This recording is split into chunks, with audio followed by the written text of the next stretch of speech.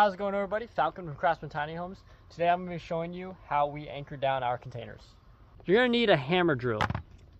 You're going to need, depending on what bolt size you get, you're going to need a concrete bit that is the same size or bigger. Now I got these para wedge anchor bolts. These are very nice for anchoring down stuff in concrete.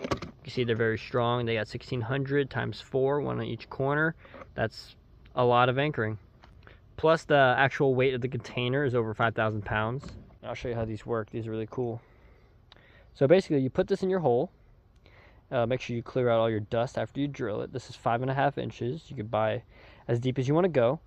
The way I do is I put a nut on here. I back it off the threads just a little bit. So when I hit it with a hammer, it does not destroy the actual bolt itself. So I back it off like that. Hit that thing with a hammer. Make sure it goes in your hole. And now what this does is when you hit it with a hammer, this little piece will come up here and it'll grow. So it'll hold it down inside your concrete. That's why it's called the para wedge. You got the parachute and you got the wedge. Here's an example of a concrete pad. You could use a concrete slab or even pillars, but then you would need a crane. Take a look at this container here. We welded on these brackets right here, and that's a 5/8 hole. They got nice supports on them. They're, I think, 1/2 inch material. So this, we would give you center to center. So this hole to that hole over there. And you would want to translate it to your pads, which would be center of this to the center of that.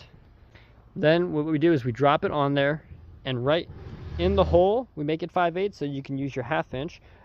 Drill right there on the placement. When you get it in place, you want to actually drill it right there on the spot through the metal. Then while it's still there, make sure you blow out all the dust now. Then you put your anchor bolt in there, tap that thing a few times on the top. Make sure you leave yourself enough to put some threads on there though. Threads and a washer. Tap that thing enough until this thing parachutes out. Give it a good old tug test. And once you go to tighten this bolt, if it pops out, then you didn't tap it enough. If you go to tighten it and it's tight as can be, then you did a good job. And I'll be showing you guys what that looks like on the actual spot. If you guys enjoyed this little tutorial, give us a follow, share it to your friends, and if you guys are interested in your own Craftsman tiny house, head over to our website, craftsmantinyhomes.com.